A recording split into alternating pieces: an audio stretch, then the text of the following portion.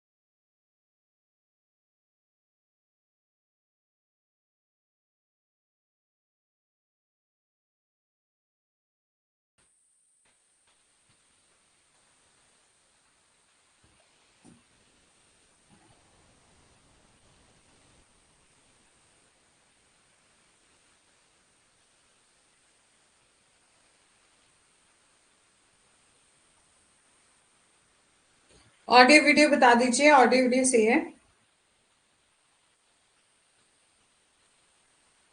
Good morning देखा जी, सुखराम जी, good morning. Audio video बता दीजिए, ऑडियो वीडियो सही है। चलो, आगे बढ़ने से पहले मैं आपको बता देना चाहती हूँ, ये हमारा व्हाट्सएप ग्रुप है, टेलीग्राम ग्रुप है। इनमें से आप कहीं भी ज्वाइन नहीं हुए हैं तो हो जाएंगे यदि आप हमारा कोर्स परचेज करते हैं। आपको मिलते हैं नोट्स विवेक के वेदांत से 100+ मॉक टेस्ट। एंड ये रहा हमारा कोड, यदि आप इसको यूज करेंगे तो आपको 10% ऑफ मिलेगा। ठीक है, आई होप कि अब ऑडियो वीडियो बिल्कुल सही होगी। ठीक है, चलो।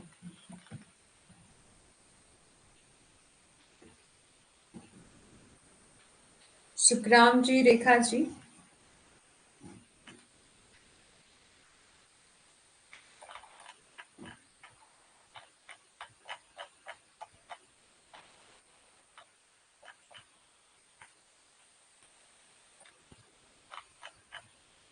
1 मिनट वेट करते हैं, फिर स्टार्ट करते हैं। ठीक है, क्योंकि काफी ज्यादा अच्छा डिजाइन एक्ट। इंडस्ट्रियल डिजाइन हमने डिस्कस कर लिया था। इंडस्ट्रियल डिजाइन का क्या मतलब होता है यहाँ से। ठीक है,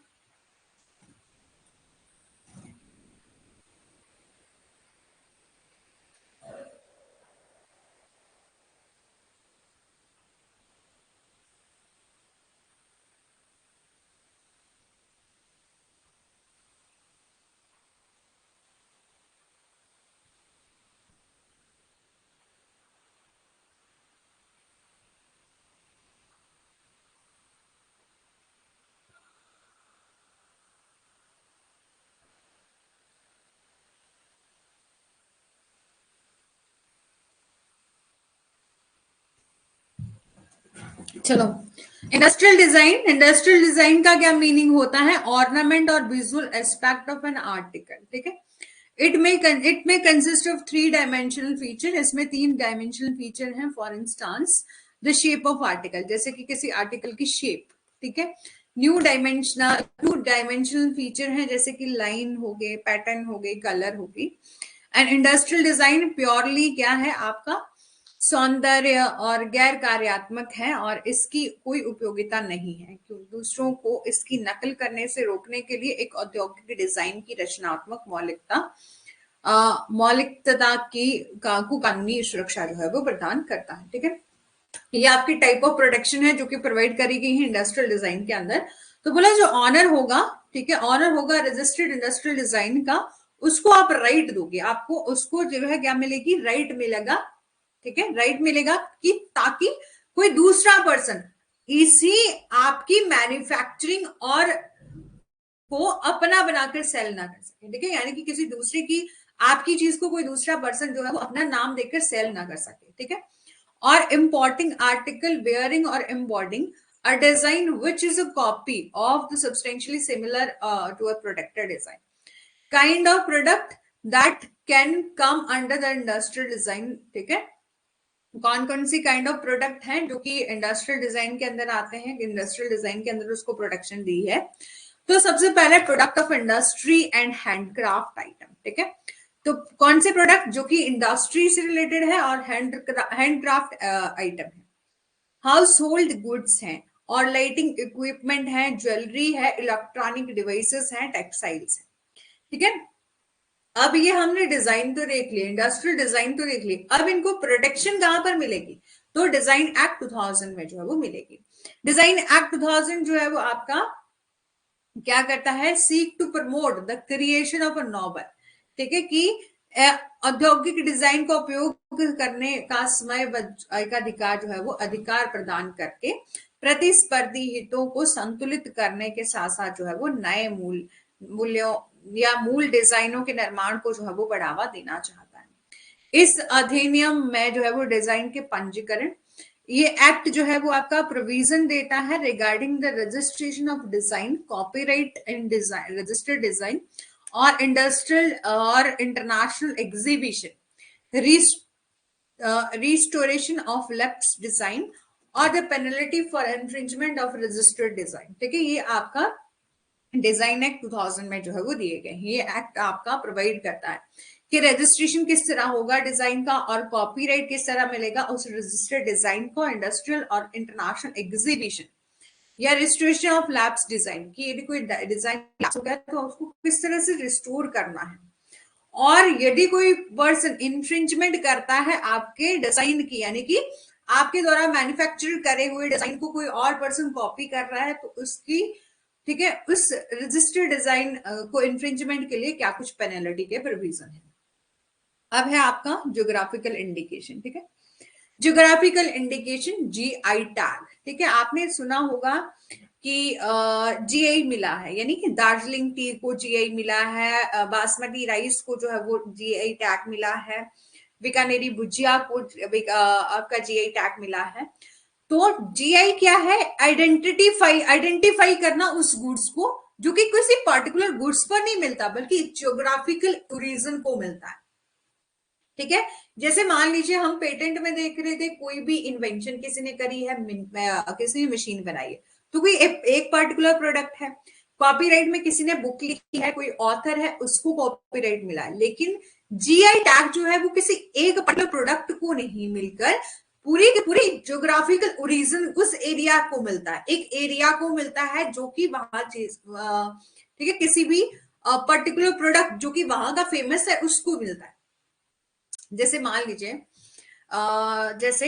लीजिए फॉर एग्जांपल के लिए आपके एरिया में भी कुछ चीजें होंगी जो कि स्पेशल होंगी, ठीक है, स्पेशल होंगी। गुड मॉर्निंग भूमिका जी, ठीक है, जो कि कुछ स्पेशल होंगी। जैसे मान लीजिए कि हमारे यहाँ ना प्रसाद बन रहा है, ठीक है, अभी तक उसको जीआई टैग नहीं मिला है, लेकिन ऐसा है कि वो उस प्रसाद की स्पेशलिटी है, ठीक है, जो बाबा बालकनाथ जी का प्रसाद बनता है वो उस प्रसाद की स्पेशलिटी है कि वैसा प्रसाद कोई और नहीं बना सकता उस एरिया में, ठीक है। उस मंदिर के टेम्पल के परिसर के आसपास जो है वो वैसा प्रसाद कोई और नहीं बना सकता जैसा कि वहां मिलता है, ठीक है। वैसा प्रसाद जो है वो वहां पर मिलता है। अब हो सकता है, यहां पर मैं सिर्फ एग्जाम्पल दे रही हूँ, ठीक है, एग्जाम्पल दे रही हूँ कि हो सकता है कि उस एरिया को, ठीक है, किसी एक पर्टिकुलर शॉप को या किसी पर्टिकुलर पर्सन को नहीं मिलेगा, उस पूरे के पूरे एरिया को जीआई टैग मिल जाएगा, ठीक है, उस पर्टिकुलर गुड्स या कुछ भी पर्टिकुलर थिंग्स या आइडेंटिफाई अलग से जो गुड्स है उसके ऊपर जो है वो जीआई टैग मिल, यानी कि उस प्रसाद के ऊपर पूरे के पूरे एरिया को जहां पर भी वो बनता है उस एरिया में, उस मंदिर के परिसर में जितना भी एरिया है वहां जितने भी लोग उस प्रसाद को बनाते उनको क्या मिल जाएगा, जीआई टैग मिल जाएगा। तो जीआई जो यूज किया जाता है कि हम आइडेंटिफाई करें गुड्स को जिसकी स्पेसिफिक जियोग्राफिकल ओरिजिन हो, जिसका क्या हो, स्पेसिफिक जियोग्राफिकल ओरिजिन हो। These indication denote quality, reputation and other characteristics of such goods essentially attributable to their geographical origin. कि ये संकेत जो ऐसे सामानों की गुणवत्ता और प्रतिष्ठा या अन्य विशेषताओं को दर्शाता है जो कि अनिवार्य रूप से उनके भौगोलिक कारण के कारण जो है वो होते हैं. जनरली ज्योग्राफिकल इंडिकेशन का यूज फूड स्टॉक के लिए किया जाता है, एग्रीकल्चर प्रोडक्ट के लिए किया जाता है, वाइन और इंडस्ट्रियल प्रोडक्ट और हैंडक्राफ्ट के लिए. ठीक है कि जीआई जो है तो फूड आइटम पर मिलता है, जैसे कि बासमती राइस हो गया, बीकानेरी भुजिया हो गया. ठीक है, food product, agriculture product, wine, industrial product और हैंडक्राफ्ट. जैसे मान लीजिए कि अब ना हमारी जो पुरानी संस्कृति थी, पुरानी चीजें थी, जैसे कि मिट्टी के बर्तन बनते थे, वो हमारे यहाँ अब जो खत्म हो गए. अब सब लोग जो है वो और धातुओं की जो है वो सामान लेने लग पड़े हैं. तो जो पुराने टाइम पर हाथों से जो काम किया जाता था वो खत्म हो रहा है. अब आपने देखा होगा कि कितना ज्यादा सोशल मीडिया के थ्रू जो है वो ऐसे लोग जहां पर आज भी मिट्टी के बर्तन बनाए जाते हैं या और भी कुछ एक्टिविटी करी जाती है जो कि हैंडक्राफ्ट से जो है वो काम किया जा रहा है, उसको उन लोगों को इनकरेज किया जाता है सोशल मीडिया के थ्रू. जो है वो हम लोग क्या करते हैं, हमारे में से ही निकल के लोग जो है वो उनके कहीं ना कहीं उनको उनका प्रचार प्रसार करना, ताकि वो लोग काम करें. काम किस तरीके से किया जाएगा, ताकि क्यों किया, अब काम क्यों किया जाता है, काम इसीलिए कर सकते हैं ना कि वो बाहर के लोग, हम जैसे लोग जब हमें जरूरत होगी तो हम क्या करेंगे, जो हैंडक्राफ्ट चीजें होंगी उनका यूज करेंगे. तो हम उन लोगों के पास जाएंगे कि हमें इतने पर्टिकुलर आइटम जो है वो आप बना के दो, तभी तो वो प्रोडक्ट बनाएंगे ना, ऐसा थोड़ी ना कोई भी बनाएगा.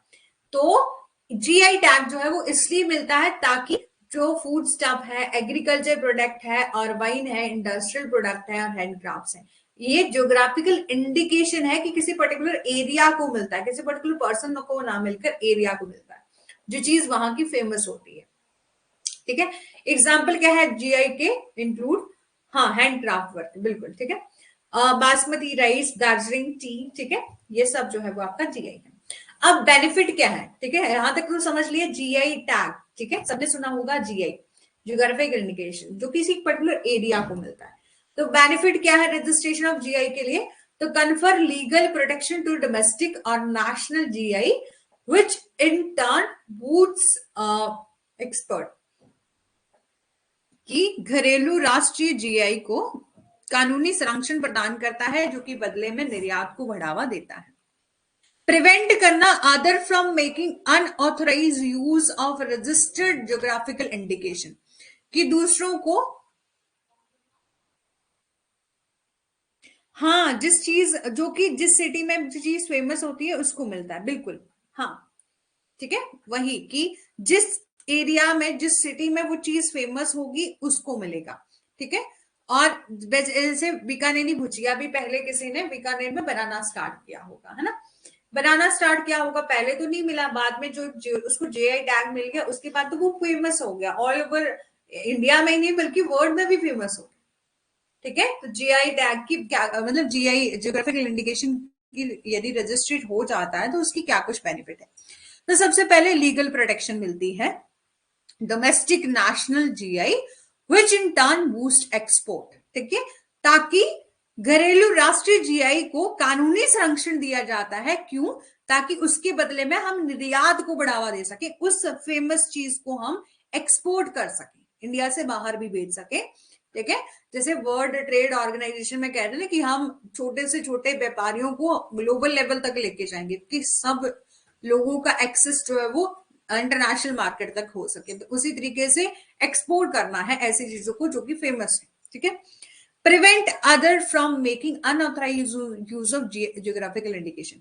अब बोला कि एक बार आपको जीआई टैग मिल गया, यानी कि जियोग्राफिकल इंडिकेशन मिल गया, तो वो रजिस्टर्ड हो गया, जीआई जो है वो चीज रजिस्टर्ड हो गई, तो उससे उसी के समान बाकी कोई लोग उसी चीज का, उसी नाम का यूज करके खुद से बनाना स्टार्ट नहीं कर देंगे. तो उसको भी प्रिवेंट किया गया कि दूसरों को पंजीकृत भौगोलिक संकेत का अनधिकृत उपयोग करने से जो है वो रोकता है. प्रमोट करना economic wellbeing of producers of item और produce in a specific geographical area, कि एक विशिष्ट भौगोलिक क्षेत्र में जो है वो उत्पादित वस्तुओं के उत्पादों की आर्थिक भलाई को जो है वो बढ़ावा दिया था। ठीक है, अब कौन कौन से लॉज हैं जो कि रिलेटेड हैं जीआई से? Geographical indication of goods registration and protection act 1999, ठीक है, 1999। ये एक्ट जो है वो प्रोवाइड करता है, हम रजिस्ट्रेशन करेंगे, साथ ही साथ उनको रजिस्ट्रेशन के बाद बेटर प्रोटेक्शन देंगे उस एरिया को, जहां जिस भी एरिया की कोई चीज फेमस है, जब हमने उसको जीआई टैग दे दिया है रिलेटेड टू गुड्स। ठीक है, भौगोलिक संकेतों के पंजीकरण और बेहतर संरक्षण का प्रावधान है। ये एक्ट कंटेन करता है provision related to the establishment of geographical indication registry, registration of geographical indication of goods, right conferred by the registration of authorized users of registered in geographical indication, provision for renewal or restoration of and restoration of geographical indication। देखो इस act में कितने provision दिए गए कि इस act में हमें बताया गया कि हम रजिस्ट्रेशन किस तरह से करवाएंगे। रजिस्ट्रेशन हो गई, अब उन लोगों को राइट क्या दिए जाएंगे? रजिस्ट्रेशन ऑफ ऑथराइज यूजर, की यूजर्स को मतलब ऑथराइज किया जाएगा कि आप रजिस्टर्ड ज्योग्राफिकल इंडिकेशन को यूज कर सकते हैं। प्रोविजन दिए गए हैं कि आप रिन्यू करवा सकते हैं। ठीक है, और यदि कोई भी जैसे कि जीआई की बहाली के प्रावधान भी दें कि यदि उसको रिस्टोर करवाना हो तब भी करवा सकते हैं। Prohibition of registration of geographical indication as a trademark. ठीक है, देखो एक चीज याद रखना कि जीआई टैग एक बार मिल गया, यानी कि जीआई जो है वो ज्योग्राफिकल इंडिकेशन मिल गया किसी एक पर्टिकुलर एरिया, ठीक है, तो उस जीआई का टैग, जीआई का यूज करके आप ट्रेड नहीं कर सकते, एज अ ट्रेडमार्क की तरह जो है वो आप उसको यूज नहीं कर सकते। ठीक है, ट्रेडमार्क की तरह आप कोई पर्टिकुलर पर्सन उसका यूज नहीं कर सकते, क्योंकि जीआई किसी पर्सन को नहीं मिलता बल्कि एक स्पेसिफिक एरिया को मिलता है। ठीक है, और उसके अलावा अब है आपका ट्रेड सीक्रेट। ट्रेड सीक्रेट क्या है? Are IP right, intellectual property right on a confidential information which may be sold और लाइसेंस। ठीक है, ठीक है, ट्रेड सीक्रेट्स क्या होते हैं? देखो कि आपने ट्रेड किया, आपने व्यापार किया, ठीक है, और अपने जैसे कि आज हम अंबानी की बात करते हैं या और भी कोई बड़े बड़े बिजनेसमैन हैं, तो सभी ने जो है वो ऐसा तो नहीं है कि उनके पास बहुत पैसा था तो उन्होंने स्टार्टिंग से ही बहुत बड़ा बिजनेस स्टार्ट कर दिया, नहीं, सबने बेसिक से ही स्टार्ट करा होगा, है ना, बेसिक से ही स्टार्ट करा होगा।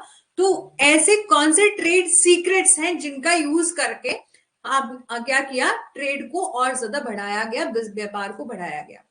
तो बोला व्यापार रहस्य कुछ ऐसी सीक्रेट जानकारी होती है जिसको हम कॉन्फिडेंशियल रखते हैं, कुछ एक ऐसी इंफॉर्मेशन होती है जो कि कॉन्फिडेंशियल इंफॉर्मेशन होती है, जो कि सोल्ड या बेचा या लाइसेंस में दिया जाता है। यानी कि trade secret refer any confidential business information, जो कि बिजनेस इंफॉर्मेशन होती है जिसमें इंक्लूड होता है डिजाइन, ड्राइंग, प्लान, कि हम किस तरह से प्लान बनाएंगे, किस तरह से बिजनेस स्ट्रेटेजीज बनाएंगे, research and development related to information. In order to quality of a trade secret, information should be commercially valuable. Use and trade, जिसका हम यूज कर सकते हैं ट्रेड के लिए, बिजनेस के लिए, known as a small number of people and subject to the reasonable step taken by the rightful holder of information to keep it in a secret. ठीक है, कि जैसे गुप्त रखने की आवश्यकता होती है, हम उससे सीक्रेट रखने की जरूरत होती है, और हम उसको क्या कर सकते हैं, यूज करके हम बहुत बड़ा व्यापार जो है वो खड़ा कर सकते हैं। ठीक है, अब टाइप ऑफ ट्रेड सीक्रेट। ठीक है, टाइप क्या है ट्रेड सीक्रेट की? सबसे पहले टेक्निकल इंफॉर्मेशन, कि कौन सी ऐसी टेक्निकल इंफॉर्मेशन है, ऐसी इंफॉर्मेशन जो कि रिगार्डिंग है किससे, manufacturing process, design, drying of a computer program. ठीक है, कि तकनीकी जानकारी जैसे कि विनिर्माण प्रक्रिया, डिजाइन, कंप्यूटर कार्यक्रमों के चित्र आदि के बारे में जो है जानकारी देना। Commercial information such as distribution method, advertising strategies. ठीक है, वाणिज्य जानकारी जैसे कि वितरण विधियां, विज्ञापन रणनीतियां। Financial information, formulas, recipe, secret combination element, source और कोड। वित्तीय जानकारी, शुद्ध व्यंजन तत्वों गुप्त संयोजन और स्रोत, ठीक है। Layout design of integrated circuits, ठीक है। Layout design of integrated circuit, integrated circuit का यूज करके किया जाता है in the product such as a television, ठीक है। इंटीग्रेटेड सर्किट का यूज हम किस कौन से प्रोडक्ट के लिए करते हैं? Television, radio, mobile, washing machine and data processing instrument, ऐसे इंस्ट्रूमेंट जो कि डाटा प्रोसेसिंग इंस्ट्रूमेंट है, जिनसे डाटा प्रोसेस होता है। The layout design of integrated circuit not only to reduce the space but also enhance the capacity and performance of a system. कि एकीकृत circuit के लेआउट डिजाइन न केवल की स्थान को कम करते हैं बल्कि सिस्टम की क्षमता और प्रदर्शन को भी जो है वो बढ़ाते हैं। In India, Semiconductor Integrated Circuit Layout Design 2000 regulate the registration, use and protection of original and distinct layout design. Bharat में हम बात करें semiconductor integrated circuit layout design act 2000 मूल और विशिष्ट लेआउट डिजाइनों के पंजीकरण, उपयोग और संरक्षण को नियंत्रण करता है। Semiconductor industrial design, industrial circuit layout design कौन सा है आपका? 2000 का। ये एक्ट जो है वो डील करता है कि हम प्रोटेक्शन करेंगे, प्रोटेक्शन देंगे, किसको प्रोटेक्ट करेंगे? Semiconductor integrated circuit layout design. It has been enacted to give effect Section 6 of Part 2 of TRIPS Agreement related to layout design of integrated circuit, ठीक है। ट्रिप्स एग्रीमेंट को है हम पढ़ेंगे थोड़ा सा, ठीक है। ये एक्ट जो है वो आपका कंटेन करता है provision related to registration of semiconductor integrated circuit layout design, include the procedure and duration of registration, effect registration, assignment, transmission of registered layout and use layout and a penalty for infringement of layout design. इस अधिनियम में अर्धचालक एकीकृत परिपथ layout design के पंजीकरण से संबंधित प्रावधान शामिल हैं, जिसमें पंजीकरण की प्रक्रिया और अवधि, पंजीकृत लेआउट डिजाइन के पंजीकरण, असाइनमेंट, ट्रांसमिशन का प्रभाव और लेआउट डिजाइन का उपयोग और लेआउट डिजाइन के उल्लंघन के लिए जुर्माना आदि शामिल है। अदर लॉ कौन कौन से रिलेटेड हैं जो कि इंटेलेक्चुअल प्रॉपर्टी राइट की हम बात करते हैं इन इंडिया में? तो protection of plant varieties and farmers act 2000, ठीक है। ये एक्ट है, इसका एयर याद रख लेना, बाकी इंपॉर्टेंट बहुत ज्यादा नहीं है, ठीक है। ये plant variety and farmers right की बात करते हैं, 2001 का एक्ट है। ये सिंपल सा इतना बात करता है जो कि पौधों की किस्मों, किसानों के अधिकारों और जो भी प्लांट वेराइटीज हैं, ठीक है, या प्लांट ब्रीडर्स हैं, यानी कि जो पादप प्रजनकों को कानूनी संरक्षण प्रदान करता है और पौधों की नई किस्मों के विकास को भी जो है वो प्रोत्साहित करता है। ये एक्ट कंटेन करता है provision regarding the establishment of protection of plant varieties and farmers right authorities, registration of plant varieties and essentially derived or variety, duration and effect of registration, right confer by the registration, farmers right, compulsory infringement, compulsory and infringement of any right provided under this act or thereof. ये अधिनियम जो है वो आपका plant varieties और farmers के rights की बात करता है, फार्मर्स राइट्स अथॉरिटी और registration of plant variety, essentially derived और वेराइटी और ड्यूरेशन, इफेक्ट ऑफ रजिस्ट्रेशन की इफेक्ट क्या है रजिस्ट्रेशन का, and right conferred by the registration, farmers right और उनकी इन्फ्रिंजमेंट के बारे में जो है ये बात करता है।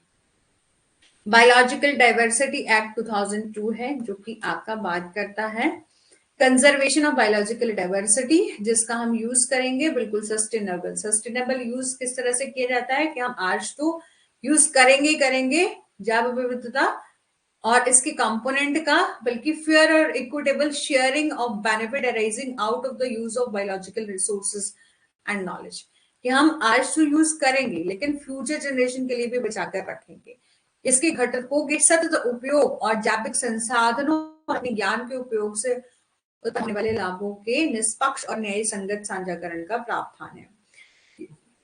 इसमें कंटेन की जाते हैं provision related to the regulation of access to biological diversity, the establishment of national biodiversity authority and its function. इसमें जैव विविधता तक पहुंच के भी नियमन, राष्ट्रीय जैव विविधता प्राधिकरण की स्थापना और इसके कार्यों, राज्य जैव विविधता बोर्ड की स्थापना और इसके कार्य, और जैव विविधता प्रबंधन समितियों के संगठन और स्थानीय जैव विविधता कोष के गठन आदि से संबंधित प्रावधान जो है इसमें शामिल है। 18th provision related to regulation of access to the biological diversity, establishment of national biodiversity authority and its function, establishment of state biodiversity board, कि हम स्टेट बायोडाइवर्सिटी बोर्ड की स्थापना करेंगे और इसके फंक्शन, और साथ ही साथ कॉन्स्टिट्यूशन करेंगे बायोडाइवर्सिटी मैनेजमेंट कमेटी का, and the constitution of local biodiversity fund. ठीक है, ये थोड़ा सा चार्ट इंपॉर्टेंट रहेगा, इसको याद रखना है। पेटेंट, कॉपीराइट एंड ट्रेडमार्क, ये तीनों ही जो है सबसे ज्यादा इंपॉर्टेंट रहते हैं। ठीक है, सबसे पहले सब्जेक्टिव प्रोटेक्शन की बात करते हैं। तो पेटेंट जो है वो आपका दिया जाता है in field of any technology और for invention that are new और useful including a new product or an improvement of an existing product of new process of making products, कि नई इन्वेंशन, इनोवेशन पर जो है वो आपको पेटेंट दिया जाता है, जिसमें आता है मशीन का प्रयोग, मशीन बना रहे हैं आप, या कोई भी टेक्नोलॉजी वाली कोई चीज बना रहे हैं, कोई भी टेक्नोलॉजी वाली मशीन वगैरह बना रहे हैं, कॉपीराइट दिया जाता है। ओरिजिनल वर्क के लिए, जो कि ऑथर का ओरिजिनल वर्क है ना, ऐसा नहीं कि आपने बुक तो लिखी लेकिन यहां वहां से उठा कर लिखती, नहीं। तो original work of author, artist, ठीक है, कोई आर्टिस्ट डिजाइन बनाया, आर्टिस्ट यानी कि कोई कला का काम किया, ranging from books, music, painting, sculpture, ठीक है, स्कल्पचर होती है मूर्ति कला, to computer program, database, advertisement, map and technical drawing. ठीक है, ये सब इसके लिए क्या दिया जाता है, कॉपीराइट दिया जाता है। ठीक है, कॉपीराइट दिया जाता है। ट्रेडमार्क जो है दिया जाता है कोई भी सिंबल हो गया, कोई फ्रेज वर्ड हो गया, design identifies and distinguished the sources of goods of an enterprise from those of the other. ठीक है, कि यहां पर हम किसी इन्वेंशन और इनोवेशन के लिए पेटेंट मिलता है, पेटेंट मिलता है कोई भी मशीन बना रहे हैं। ठीक है, कॉपीराइट मिलता है कोई भी आप जो है वो बुक लिख रहे हैं, म्यूजिक बना रहे हैं, पेंटिंग बना रहे हैं, स्कल्पचर टू, और कंप्यूटर प्रोग्राम, डाटाबेस के लिए जो है वो आपका कॉपीराइट मिलता है। ट्रेडमार्क, कोई भी ऐसा सिंबल, कोई भी ऐसा वर्ड, डिजाइन ये यूज करके जो कि आपके बिजनेस को आइडेंटिटी दे रहा है, जो कि आपके बिजनेस को अलग तरह की आइडेंटिटी, डिस्टिंग्विश्ड आइडेंटिटी की बात कर रहा है, और source of goods of an enterprise from those of other. और रिक्वायरमेंट की बात करें तो novelty and usefulness, intent, inventive step और non obviousness, industrial application must be patentable according to the patent law in force. Novelty and usefulness and inventive step, non-obviousness, industrial application must be patentable according to the patent law in India. ठीक है, nobility, nobility मतलब नवाचार होना चाहिए। आपको पता है, कल भी मैंने आपको बताया था, एक तो पेटेंट मिलता है पेटेंट प्रोडक्ट और पेटेंट प्रोसेस। प्रोडक्ट और प्रोसेस, प्रोसेस होता है कि कौन सी प्रोसेस का यूज करके जो है वो, नहीं हिंदी में नहीं है, ये आपका स्क्रीनशॉट उठाया, ठीक है, लेकिन इजी है देखना। पेटेंट जो है वो आपका मशीन वगैरह के लिए, इनोवेशन यानी कि नई आविष्कार आप कर रहे हो, कोई नई चीज बना रहे हो, इन्वेंशन कर रहे हो।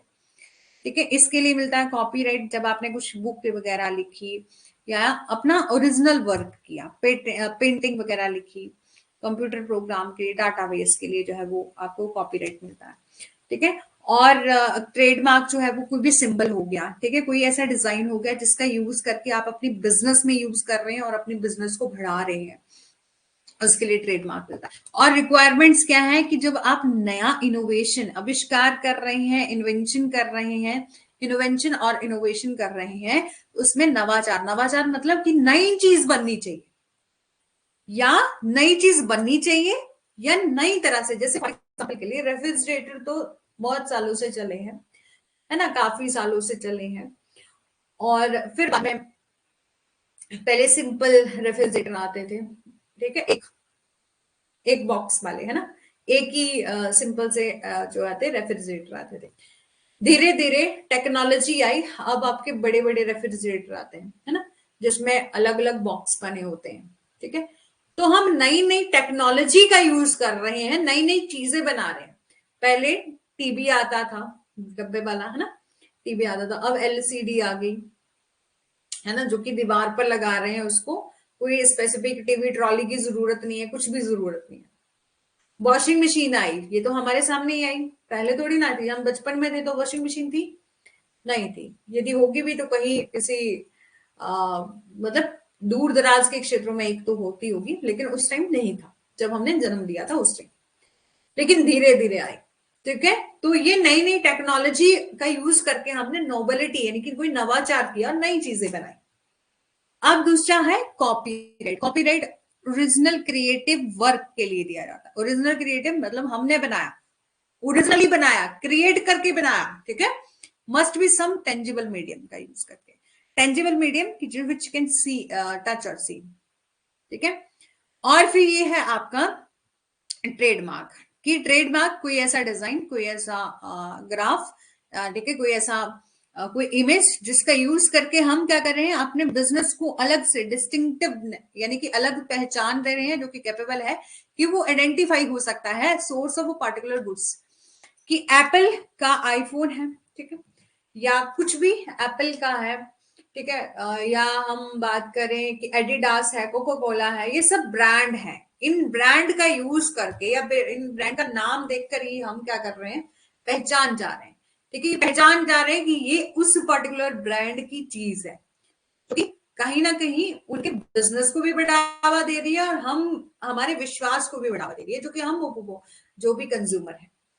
अब प्रोटेक्शन का टाइम कितना है, टर्म ऑफ प्रोटेक्शन कितना है, तो 20 ईयर के बाद जो है वो पेटेंट को रिन्यू करवाना पड़ता है, और ठीक है, तो it should be equal to the, यहां पर कॉपीराइट बोला 50 साल से ज्यादा होना चाहिए, 50 साल के लिए ज्यादा, मतलब यानी कि एक इंसान जीवित है प्लस खत्म हो गया जब उसकी डेथ होगी, प्लस उसके बाद जो है वो 50 ईयर।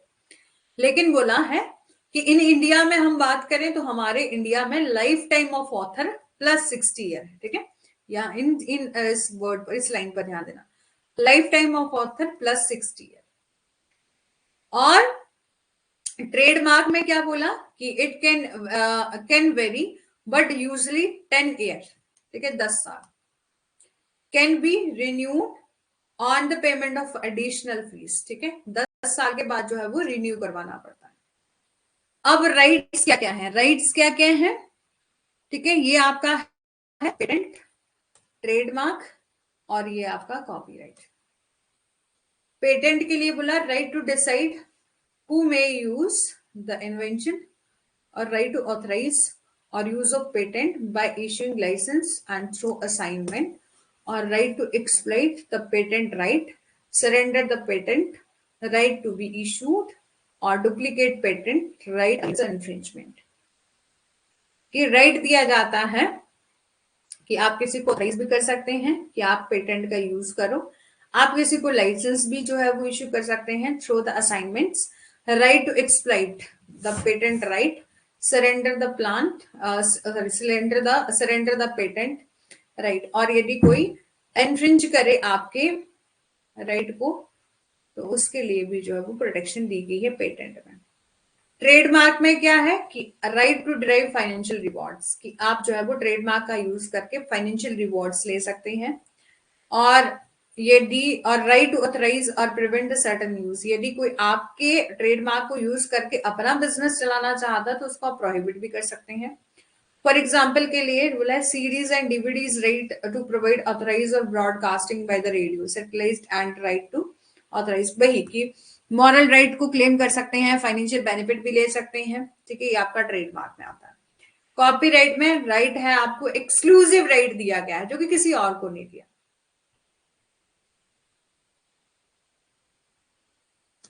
गलत बोल दिया मैंने,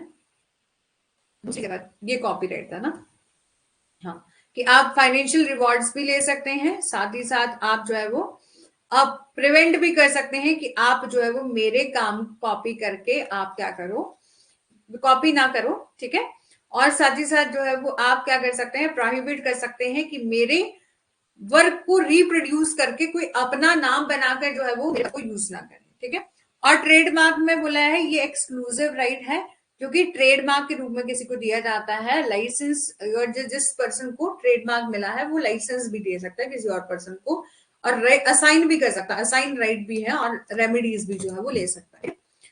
रजिस्ट्रेशन, तो यहां पर बोला है ये है आपका पेटेंट, कॉपीराइट एंड ट्रेडमार्क, ठीक है। तो being a territorial right, patent must be registered in a country according to the procedure prescribe by law. कि पेटेंट को आपको रजिस्ट्रेशन करवाना होगा, पेटेंट को आप रजिस्टर्ड करवाओगे जिस तरह से प्रोसीजर बताया गया है अकॉर्डिंग टू लॉ, उसी तरीके से। Copyright protection run automatically without need to registration का, और कॉपीराइट जो है वो आपकी ऑटोमेटिकली रन हो जाती है बिना नीड करे हुए एनी रजिस्ट्रेशन फॉर्मेलिटीज, ठीक है। However system of voluntary registration जो है मोस्ट ऑफ कंट्रीज में है, और आप उस प्रोसीजर को अडॉप्ट करके रजिस्ट्रेशन करवा सकते हो। ट्रेडमार्क कैन बी रजिस्टर्ड और अनरजिस्टर्ड, ट्रेडमार्क जो है वो रजिस्टर्ड भी हो सकता है और अनरजिस्टर्ड भी हो सकता है। और trademark offer protection for both registered and non registered trademark, however a registered trademark provide a prima facie evidence of its ownership, और रजिस्टर्ड ट्रेडमार्क जो है वो आपका प्राइमा फेसी एविडेंस बताता है इट्स ओनरशिप का। अब international regime of intellectual property rights, बौद्धिक संपदा के अंतरराष्ट्रीय व्यवस्था, यानी कि international regime of intellectual property rights क्या क्या है। तो बोले वेरियस एग्रीमेंट एंड कन्वेंशन है which have been formulated at an international level to govern and regulate the various aspect and emerging issue relating to intellectual property rights। बौद्धिक संपदा अधिकारों से संबंधित विभिन्न पहलुओं और उभरते मुद्दों को नियंत्रण करने के लिए विनियमित करने के लिए अंतरराष्ट्रीय स्तर पर विभिन्न समझौता सम्मेलन जो है वो तैयार करे गए हैं। Measures efforts undertake in the form of a major international instrument, treaties and convention forms dealing with intellectual property rights, ठीक है। अलग अलग कन्वेंशन हुई हैं, अलग अलग ट्रीटीज हुई हैं जिनके बारे में हम चर्चा करेंगे, जो कि इंटेलेक्चुअल प्रॉपर्टी राइट्स के बारे में बात करती है। तो सबसे पहले Paris convention on the protection of industrial property, ठीक है। ये चार्ट आपको समझ में आया, जल्दी से बता देंगे। और सुरभि जी परेशान मत होइएगा, ठीक है। जो इस चार्ट में है ना वही पहले दिया गया जो आपका हिंदी में बताया, बस इस चार्ट को शॉर्ट करके बताया गया था, ठीक है। चलो एक मिनट,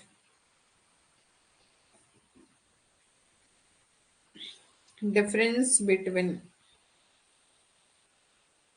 कॉपीराइट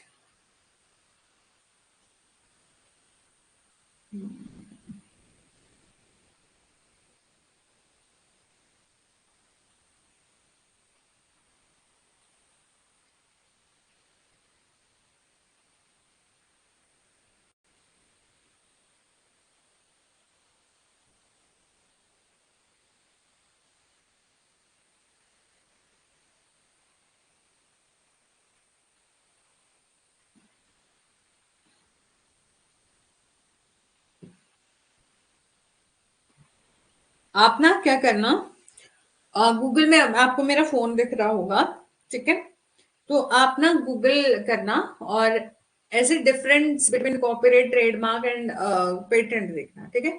बहुत अच्छे अच्छे चार्ट हैं, बहुत ज्यादा अच्छे अच्छे। जैसे कॉपीराइट का बताया है, प्रोटेक्शन दी जाती है, प्रोटेक्ट किया जाता है एक्सप्रेस एंड नॉट आइडियाज, ठीक है। कि जो आपका टेंजिबल थिंग है उस पर प्रोटेक्शन दी जाती है, किसी के आइडिया को नहीं है, कि आपके मन में विचार आया कि आप बुक लिखना चाहते हैं तो आपको प्रोटेक्शन मिलेगी, नहीं। पेटेंट जो है वो प्रोटेक्ट करता है, आइडिया को भी प्रोटेक्ट करता है, और रिड्यूस टू द प्रैक्टिस, ठीक है। और जो आपकी आपने इनोवेशन करी उसको भी प्रोटेक्ट करता है। और ट्रेडमार्क जो है वो प्रोटेक्ट करता है goodwill associated with the mark, ठीक है। और कॉपीराइट आपका life of author plus 70 year, patent आपका 20 year from filing and 10 year जो है वो आपका ट्रेडमार्क के लिए जो है वो दिया जाता है, मतलब रिन्यू करवाया जाता है 10 ईयर के बाद। और वर्क फॉर हायर, ठीक है, कॉपीराइट और ठीक है, बहुत अच्छे अच्छे चार्ट है, आप देखना।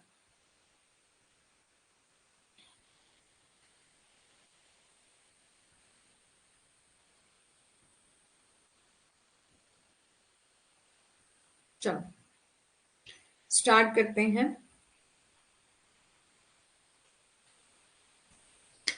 तो सबसे पहले पेरिस कन्वेंशन हुई थी, जो कि बात करती थी किसकी, प्रोटेक्शन ऑफ इंडस्ट्रियल प्रॉपर्टी की बात नहीं करती थी, लेकिन जो कन्वेंशन हुई थी वो किससे रिलेटेड हुई थी, प्रोटेक्शन ऑफ इंडस्ट्रियल प्रॉपर्टी। ठीक है, हम इंडस्ट्रियल प्रॉपर्टी को तो क्या करेंगे, प्रोटेक्ट करेंगे।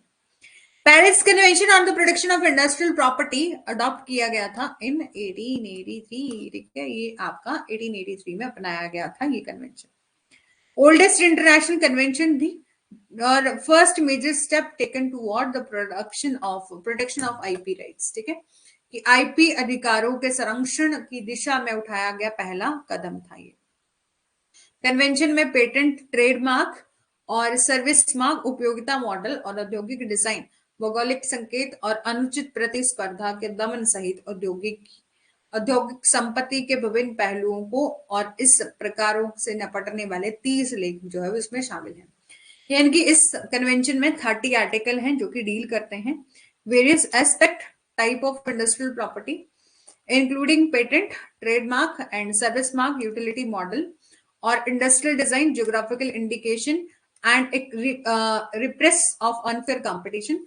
ये इस कन्वेंशन को रिवाइज करा गया था 1967 इन स्टॉकहोल्म। ठीक है, ये कन्वेंशन आपकी बेस्ड थी 3 गाइडलाइंस पर, गाइडिंग प्रिंसिपल पर। सबसे पहले नेशनल ट्रीटमेंट, दूसरा राइट ऑफ प्रायोरिटी और तीसरा है आपका यूनिफॉर्म रूल। ठीक है, सबसे पहले नेशनल ट्रीटमेंट। नेशनल ट्रीटमेंट में बोला each contracting state must provide the same level of protection to a national and other contracting state it grant to its own nationals। ठीक है, कि प्रत्येक अनुबंधित राज्य को अन्य अनुबंधित राज्यों के नागरिकों को उसी तरह से सुरक्षा प्रदान की जानी चाहिए जैसा कि वह स्वयं के नागरिकों को प्रदान करता है। जैसे कि किसी ने ट्रेडमार्क लिया, कॉपीराइट लिया, ठीक है, अपने नेशन में ले लिया और वो चाहते हैं कि हम अपने नेशन के बाद दूसरी कंट्री में भी क्या लें,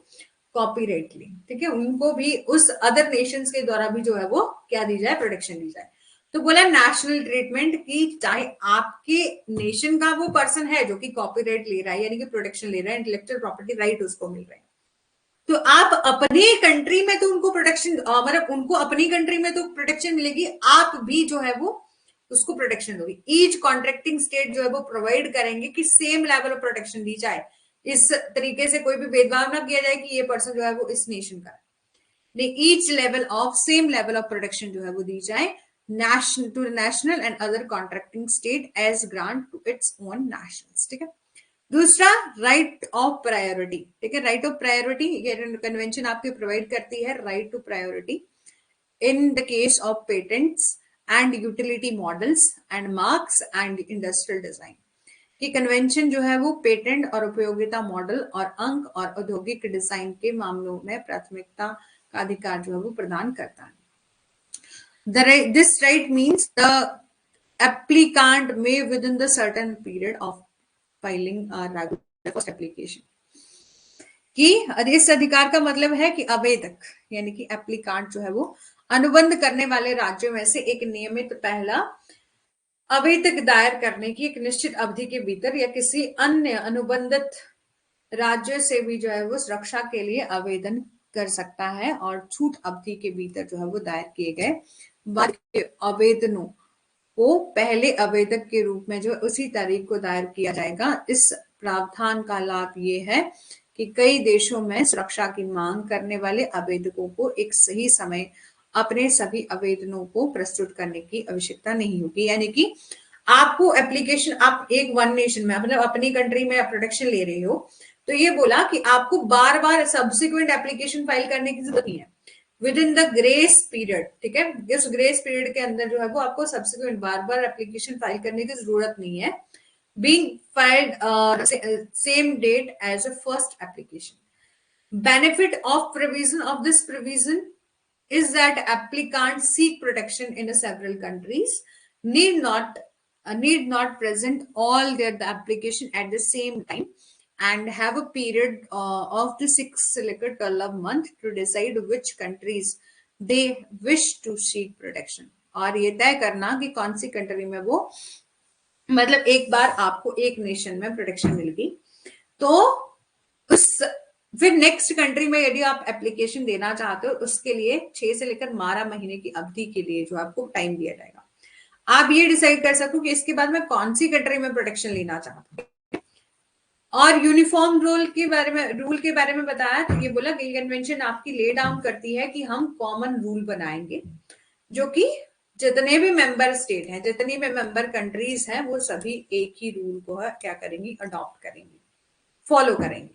और patent granted in different contracting state for the same invention are independent of each other and the inventor has a right to be named as such in a patent। कि एक ही आविष्कार के लिए विभिन्न अनुबंधों राज्य में दिए गए पेटेंट एक दूसरे से स्वतंत्र हैं और आविष्कारक को पेटेंट में इस तरह से नामित होने का अधिकार है। Industrial design must be protected in each contracting state. Industrial design को प्रोटेक्ट किया जाता है ईच कॉन्ट्रैक्टिंग स्टेट के अंदर। And protection may not be forfeited on the ground of article incorporating the design are not manufactured in the state। ठीक है, और सुरक्षा इसको इस आधार पर जब्त नहीं किया जा सकता कि डिजाइन को शामिल करने वाले लेख या आर्टिकल उस राज्य में निर्मित नहीं है। Protection must be granted to the trade name in each contracting state without there being an obligation to file and register the name। ठीक है, कि नामों को दर्ज करने और पंजीकृत करने में बाध्यता के बिना किसी प्रत्येक अनुबंध राज्य में व्यापार नामों को संरक्षित जो है वो किया जाना चाहिए। नेक्स्ट है पेटेंट कोऑपरेशन ट्रीटी 1970, PCT या patent cooperation treaty was concluded 19 June 1970।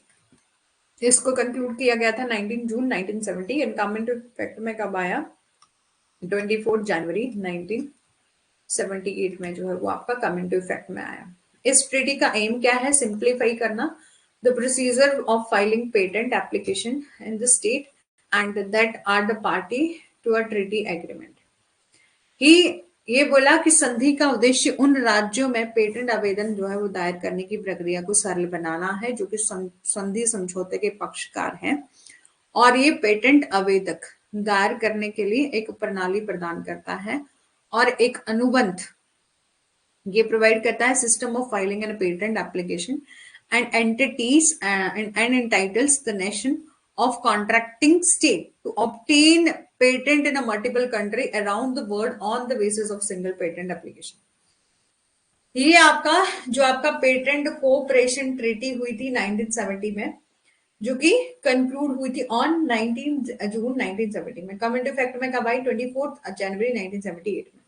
इस ट्रीटी का एम क्या है, सिंप्लीफाई करना प्रोसीजर ऑफ फाइलिंग पेटेंट, कि सिंप्लीफाई करना procedure of filing patent application in the state that are a party to a treaty agreement. ये provide करता है system of for filing a patent, कि एक ऐसा सिस्टम जो कि पेटेंट को फाइल करने के लिए एप्लीकेशन, एंड ये इंटाइटल है नेशनल्स ऑफ कॉन्ट्रैक्टिंग स्टेट, ताकि ऑब्टेन किया जा सके पेटेंट अलग अलग कंट्रीज में, मल्टीपल कंट्रीज में, और सिंगल पेटेंट एप्लीकेशन से, सिंगल पेटेंट एप्लीकेशन से जो है वो पेटेंट लिया जा सके अलग कंट्रीज में। ठीक है, इसके बारे में बात करता है। वन कन्वेंशन हुई थी, ठीक है, जो कि प्रोटेक्ट करती है किसको, लिटरेरी और आर्टिस्टिक वर्क। जो आपका लिटरेरी, ये आपका कभी कभी एग्जाम में पूछ भी लिया जाता है। ठीक है, वन कन्वेंशन जो थी वो क्यों हुई थी, वन कन्वेंशन 1886 की हुई थी, जो कि कॉपीराइट प्रोटेक्शन के बारे में बात करती है। ठीक है, burn convention for the protection of literary and artistic work, इसको अडॉप्ट किया गया था 1886 में। Is a most significant international convention है ये, जो कि डील करती है कॉपीराइट प्रोटेक्शन से। ये प्रोवाइड करती है minimum term of protection of copyright life of author plus 50 year और alternative of 50 year from the publication of anonymous. और ठीक है, ये बोला कि जैसे कि किसी पर्सन की ना डेथ हो जाती है, उसने कोई काम किया, वो पहले पब्लिश नहीं हुआ, बाद में जो है वो पब्लिश हुआ, तो जब से पब्लिकेशन हुई है उससे लेकर 50 साल तक उसको प्रोटेक्शन दी थी, उसके काम को कोई कॉपी नहीं कर सकता। ये कन्वेंशन बेस्ड थी 3 बेसिक प्रिंसिपल पर। सबसे पहले कॉपीराइट में ऐड करा गया था, आपका लिटरेरी आर्टिस्टिक वर्क है उसकी बात करता है बर्न कन्वेंशन, ठीक है, उसकी बारे में प्रोटेक्शन देता है बर्न कन्वेंशन, ठीक है। ये आपके 3 प्रिंसिपल पर जो है वो आपका बेस था। सबसे पहले principle of national treatment, national treatment का principal, work originating in one member state must be given the same production in each other member state। यहां पर बोला कि एक सदस्य राज्य में उत्पन्न होने वाले कार्य को अन्य सदस्य राज्यों में प्रत्येक में समान सुरक्षा जो है वो दी जानी चाहिए, जैसा कि बाद में स्वयं के नागरिकों के लिए कार्य को अनुदान देता है, ठीक है। कि ये जो प्रिंसिपल ऑफ नेशनल ट्रीटमेंट की जितने भी नेशन है वो एक ही प्रिंसिपल को अडॉप्ट करें, उनको इक्वलिटी जो है वो दी जाए। ये वर्क ओरिजिनेट करता है one member state must be given the same protection in each of the other member state as letter granted to the work of its own nations। दूसरा principle of automatic protection, automatic protection की protection should not be conditional, protection जो है आपकी conditional नहीं होनी चाहिए upon the compliance with any formality. This mean that original artistic and literary work shall be given automatic global protection from the moment of their the creation are in the fixed medium and thereby the ensuring equal treatment and such work। कि सुरक्षा किसी भी औपचारिकता के अनुपालन पर सशर्त नहीं होनी चाहिए। इसका अर्थ है कि मूल कलात्मक और साहित्य कृतियों को उनके निर्माण के लिए, यानी कि जो आर्टिस्टिक ओरिजिनल वर्क किया गया है उनके उनकी क्रिएशन पर जो है वो उनको प्रोटेक्शन मिल सके, निश्चित माध्यम से स्वचालित वैश्विक सुरक्षा दी जा सके और जिससे ऐसे कार्य के लिए समान उपचार सुनिश्चित होगा, ठीक है। प्रिंसिपल क्या है? Independence, principle of independence of protection. This mean की protection is independent of whether the protection exist in a country और रीजन और वर्क और नॉट।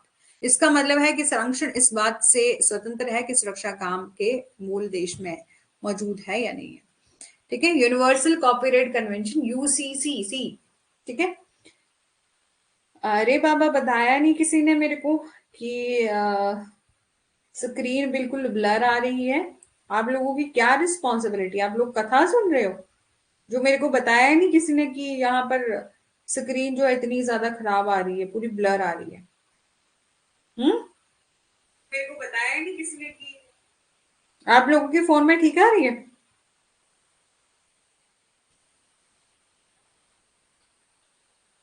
दिख रहा है?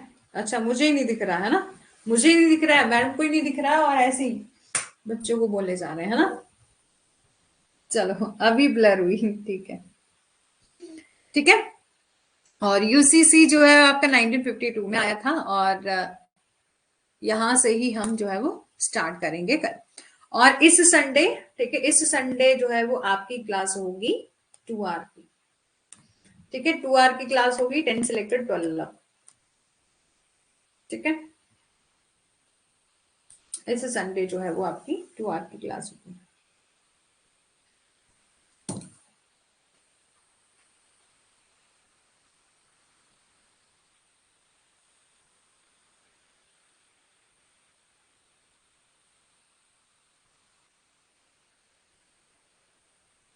कल सैटरडे है ना, ठीक है। तो संडे को जो है वो, और कल सैटरडे है, हाँ संडे को ही होगी 2 आवर की, ठीक है। बाकी फिर नेक्स्ट सैटरडे देख लेंगे, ठीक है।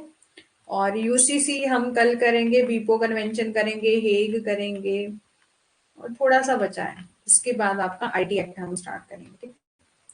Thank you so much, I hope कि आपको सेशन अच्छा लगा होगा। बाकी करते हैं कल।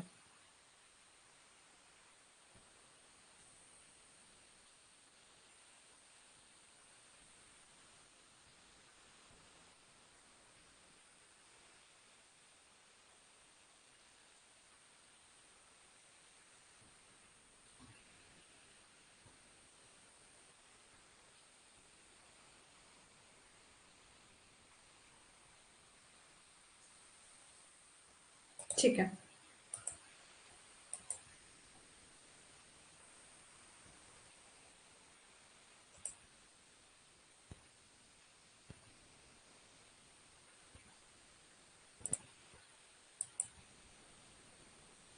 Thank you so much Ram ji. और